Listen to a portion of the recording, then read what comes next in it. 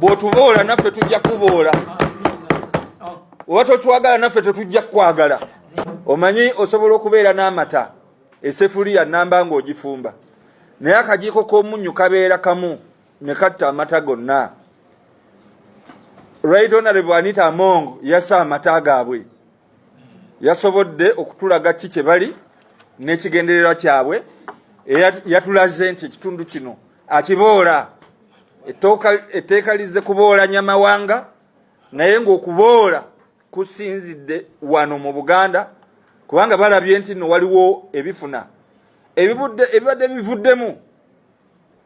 N'olwekyo oyo omukulu political action ajogeddeko naye ng'ekintu ekirala kye tujja okukola wabaddewo ekigendererwa ekyokugamba nti kyangu nnyo okubaako ky'oyisaamu singa abantu oba bakunze balwanyise eggwanga.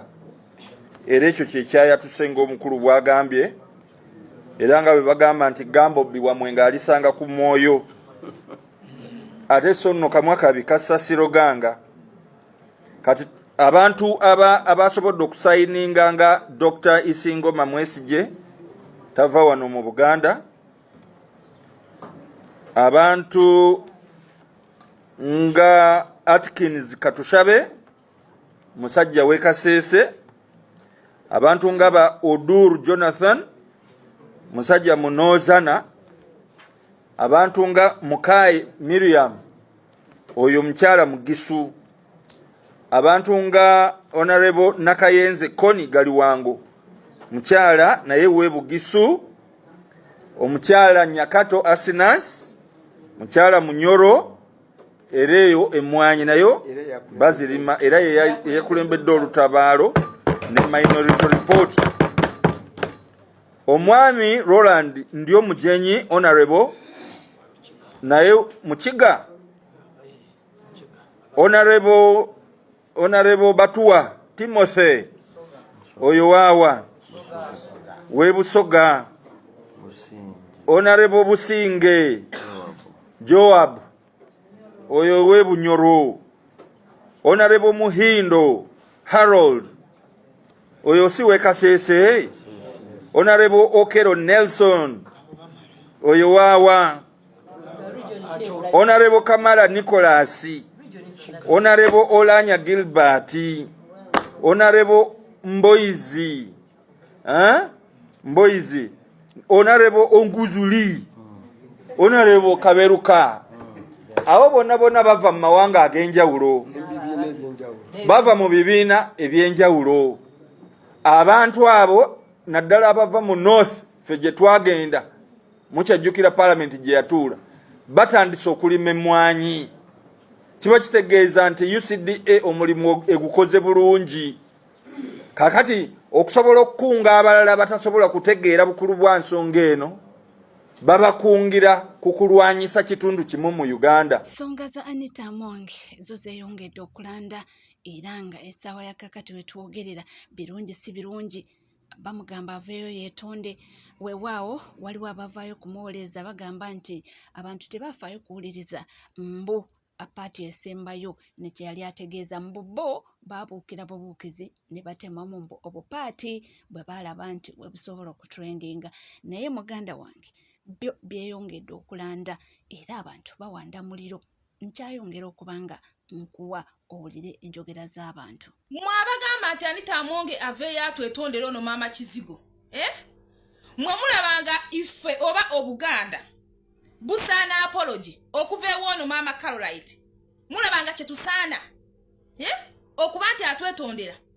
Mwe mulowooza nti yakyogedde takimanyi oba yakyogedde by accidentally. Ebyo abadde abyogera mu Parliament. Eri yabadde Justin kyamukutte offside nga Katonda w'abeera nti Katonda w'abanaku teyeebaka. Ne muwulirako engeri gye batyoboola Obuganda, engeri gye batusosolamu. Kati gw'oli kuwana eno okutte essimu yo owoza mbu nno simanyi atwetondere. Mulabanga apology gye tusaana. Do we really deserve apology? Nga gye tusaana okuva mu Anita Among. Nze nali badde ndowooza nti wali badde ogamba nti Anita Among must resign. Must resign nga speaker wa Parliament y'eggwanga Uganda. naye gwe okugamba mbu atwetondere nga ddi mwami Museveni we yavuddeyo ne yeetondera Obuganda nze abuuza ddi mwami Museveni we yali avuddeyo ne yeetondera Obuganda nga ddi abavudde Obuganda ebbanga n'ebbanga diwe mwali muvuddeyoko ne mubayita bajje beetondera Obuganda kwegamba mmwe mulaba nga nankulu wa palamenti wanjawulo nnyo oba kyakoze kisusse ku kyabo wano mwami Museveni yagamba I will crush you nze ng'Abaganda ffe ng'Abaganda I will crush yours one nja kuba crush ng'Abaganda nayongerezako nti nja crush nga kagrupu ka Kyagulanyi who is Kyagulanyi is he not a Muganda mwe temutuyisaamu nnyo maaso we mutyo ffe abaana enzaala eya Nakalanda tetugenda bikkiriza nga mugamba mbu n'omuntu wa mukameza mwembu Anita Amonge should apologize for what? We don't want her apology. If she cannot resign, let her continue working for her boss because she takes the orders from Mwami Museveni.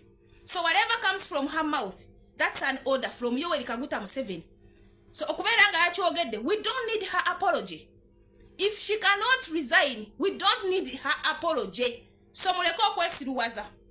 Mwabagamba nti tugambe kye twakola ng'Obuganda oba ng'Abaganda obusungu obutuyinako bungi.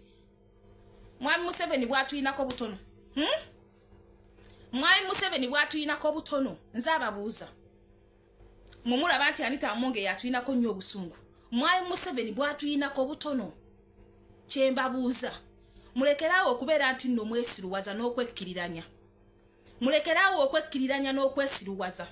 Nti olw'okuba Anita Amonge ayogedde. Akatubuukire otumugamba she should apologize. She should apologize. We don't need her apology. Inze nyimiridde wamu n'abo bagamba nti we don't need her apology. If at all she cannot resign. Tetwagala tumanyiira. Tukoye ejjoogo. Buli omu ayagala kwesanguliza ku Baganda. Twabasembeza. Buli omu ayagala twesangulizaako. Muli ku ttaka lya Buganda naye kwe tumutujogera. Buli kimu mukikoledde ku ttaka lyaffe kwe mutujogera. Ate naawe Omuganda ovaayo ogamba mbu Anita Amonge apologizingire on what? Bwaba tasobola ku resigninga, why do you request for an apology from her? Why do you really request for an apology from Anita Amonge? Pwira ngo obusungu nabungi nnyo ku bantu mwabagamba mbu Anita Amonge alina otwetondera. Atwetondera ku ddiru ki?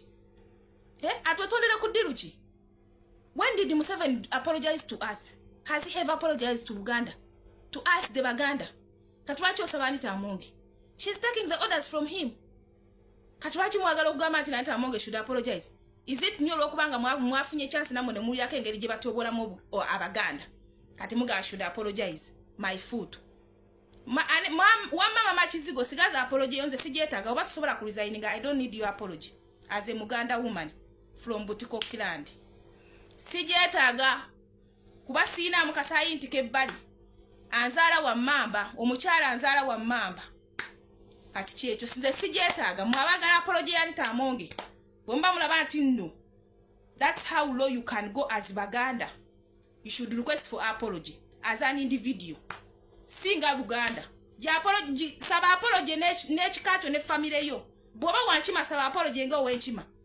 Bwoba wakika kyagundi saba apology nga owekika kyagundi. Not as we all the Bagandas. Cause me, I personally, I don't need her apology if at all she cannot resign. Okitegedde abamu basaba resigninge. Nalabyeko n'abagamba nti batandike okubanga bakuŋŋaanya emikono bamwimpiikinge oba bamugyemu obwesige olw'ekigambo ekyo kyakozeseza mbu kisosola mu mawanga nti ye lwaki abakikozesa. Ate era nga tweyongerayo bakyakulaga ensonga y'omwani ye yavuddeko Kanaluzaala era balambulula ababitegeera obulungi Uganda erokedde kati abaki naddala bannayuganda abalimi b'omwani. Mu Uganda tojja kukkirizibwa kuddamu kulima mmwanyi okujjako ng'oli registered farmer. Ekyokubiri, buli alina omusiri gw'emmwanyi kati ate kuguwandiisa. Emmwanyi eri mu bikuta kiro kati egula 3,600. Kase agula gumu 3,600 okutuuka ku gumu 3,900. Kati balabye obugagga obujjira abalimi. Abantu abali corrupt baagala okutta ekirooto ky'abalimi nga babalemesa emmwanyi. Emmwanyi yokka gye bagambye nti ejja kukolebwa bwetyo. Oyo no Pastor Mulamba abadde agezaako okuba ng'alambulula ensonga eyo era nga abantu abalabira wala bagamba nti mu butuufu kino bagendererwamu okubanga banyigiriza omunnayuganda oyo abadde afuna mu mwanyi era abadde asuubira okubanga agufunamu nnyo mu maaso eyo. Nga tweyongerayo amawulire ag'enjawulo, ensonga za Hajati ne Haji zo buli lunaku munange zaatufuukira akabasa, era wenjogerera essaawa ya kakati Honorable Muhammad Nsereko ye bamuyisizaamu eggaali. Ndyoke ndabona Nsereko bannaye mutiisatiisa abantu mwembuga eziwula nkulaba. By law Nsereko you're supposed to be kuba kati you're a threat. Omukyalo oyo asobola okgenda n'akuwaabira ku poliisi n'agamba Nsereko avuddeyo nga ntiisatiisa. Because obukyayi bw'oli mu kulaga nga lawyer bulaga unprofessionalism in the sector you're in.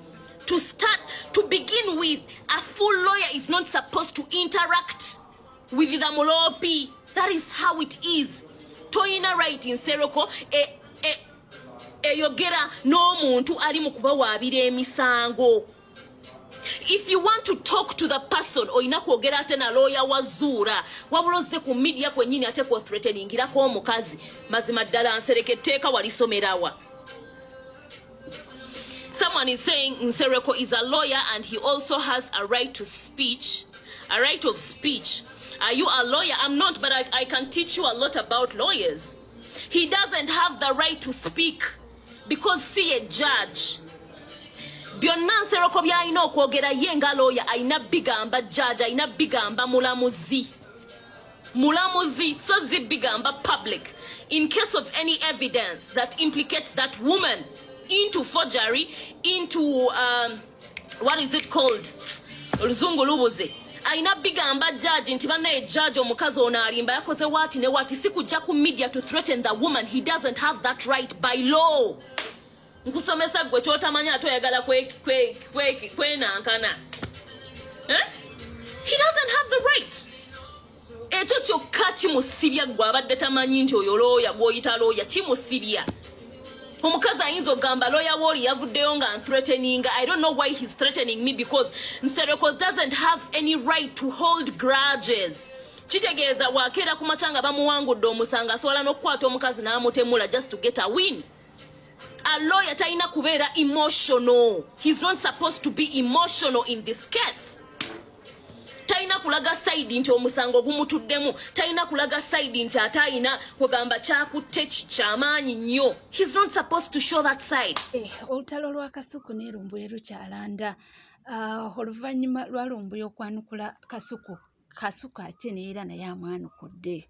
Sera bagala nalese bwino ono nedda twagala otubuulireko ekintu wako Kyebakozze constituency bw'oleeta bwino wa Kasuku oba wa Frakantambi oba owoono kati aha n'atuyamba atya kiyamba kita twagala tubuulire ekintu okugguka saawa eno abantu bali mu kumobilizinga okitegeera abantu basika abantu kubaleeta eno oba otegeera da ku bintu ebigasa the cause the principles the ideologies omuntu eno Sunday Nation tojuka batulwanisa nero liri puzzle yajja boys dom bagirwanisa okitegeera kati oli najja n'akubuuza tukukoze eki owange nze ndiwo kubanga ndobaleetera ate Abitex abizeemu nate agambye nti ye kusinziira ku ye ng'omutegesi w'ebivulu abiruddemu ategesa abamizishan ab'enjawulo agamba nti ye Bobi Wine tayina yadde watukira ku kamiliyoni yajja inchi ntono bwete. Kamiliyoni asinga Bobi Wine mega hits zenjogerako abantu abamu bayinza obutasitegeera. Mega hit ye oluyimba olukubye Uganda yonna oba oliawo n'okufuluma ne lufuluma. Nga bw'olaba Jose Chameleone balina Jamila nze kagaya kusikagala ka Chameleone naye njagala music waako. Nga bw'olaba oluyimba Jamila baluyimba mu Masaka e Buddu ne baluyimba eggulu e Pakwaki ne wabweru w'eggwanga. Kiwani yali hit neti yali mega hit. Yali mega hit mu region ezo Buganda ne mu bitundu ebirala ebimu ebiwulira Oluganda.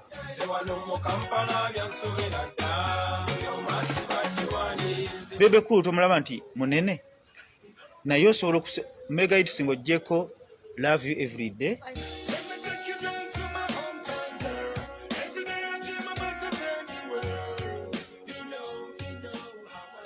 Osobola okusiitaana okunoonya mega hits za Bebe Cool eziwera 5 ne Chameleon asobola okukuba mega hits eziwera 10. Ensonga zo zikyalanda ez'omwani. Waliwo ate ono ye azze ne version ye agamba nti nedda mbo bano tebatunulidde mwanyi just batunulidde n'ettaka nti mubateekeko eriisa ejjogi. N'oregistering olina yiika mmeka ez'emmwanyi. Kaakati ate bo tebatunulidde mmwanyi. Batunulidde yiika. Mwamaaso mugatadde ku mmwanyi mwenna. Naye kino kibba ttaka mu Buganda. Kubanga bw'ogenda okuligestalinga ng'omulimi w'emmwanyi oligestalinga ne yiika ozirimidde nti bw'aba alimira ku yiika 10 olowooza alina eka mmeka. Bayinza okukuyamba ne bakutega bali ensingo b'ennyinda ennungi. Si mmwe mwagala okuwuga mulinga embaata. Oliwulira birango ku leediyo nti yeebase bulungi naye yafudde kikutuku. Bwe nejebuli eno omanyijja kane enfaye. Walezeemu okulaba ku mukyala we mu kifaananyi. Waliraba ebikoola bya doodo ku kikopo kya caayi n'omanya nti wamma ntunula. Emmwanyi si ye tageti nedda wabula eddongo kwerimibwa ye tageti nti owandiisizza yiika mmeka ez'omusiri gy'emmwanyi nti 5 tyona alina yiika 5 ez'emmwanyi kitegeeza ate gy'alimira amatooke naye waliwo 5 tumupangira aveewo. Baana ba Buganda bagenda kusaana onolaba mayiga. Mwatambuza pulojekiti y'emmwanyi terimba ebizungirizi biri mu bbanga bigenda kubalaba mwenna Amerika ereme okujjokketta amafuta. Eremo okujjokketa koni gwe bagamba ali mu bibira gundi ebizungirizi byayo ne biremo okujjokketa koni nga bizekketta misiri gya mmwanyi. Abo be bagenda okutta abaana ba Buganda bonna babamaliwo babasanyewo.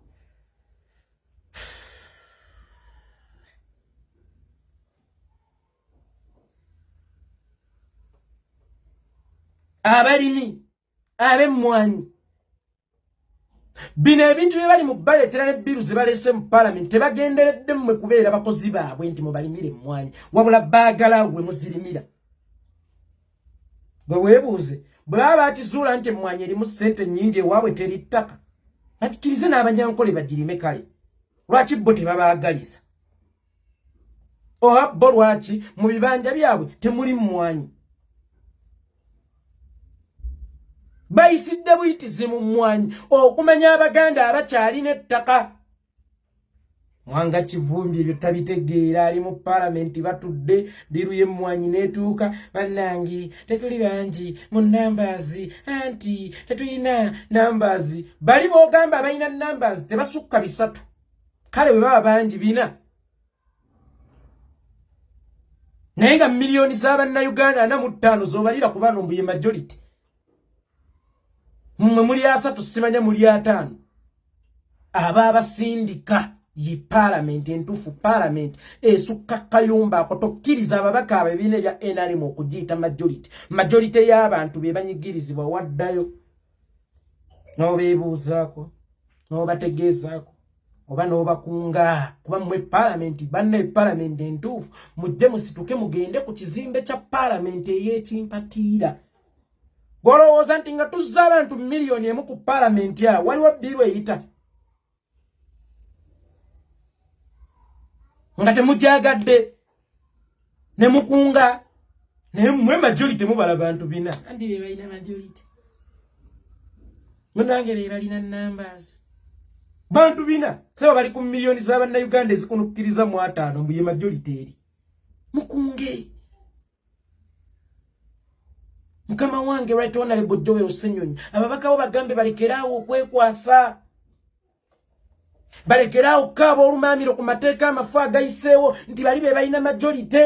Parliament esukka kayumba ako Parliament yenze ye muntu wa wansi n'ebizibu ebizibu by'omuntu wa wansi n'abantu ba wansi wabayita bajja ku parliament nga waliwo etteeka ebbye eriyita katinga lumu lumu aleese etteeka mu ddiba lya opposition ye kennyini ng'alinga opposition naye nga ligenda seconding waba NRM babina bameka whatever they are then enkya mugambi balina numbers baatusinze numbers omanyi kye bayita numbers oba mumanyi kye bayita parliament entuufu yezo tulu z'eŋŋanji ze mulina ze mutamanyi butebe bazikozesa kubanga nze nandirowoozezza nti ate ffe tulina numbers ffe tulina majority wange tuli ku NCK TV woba oliyo nga tona subscribinga kekadde subscribinga ringinga that notification bell sharinga likinga awono tube nga tweyongerayo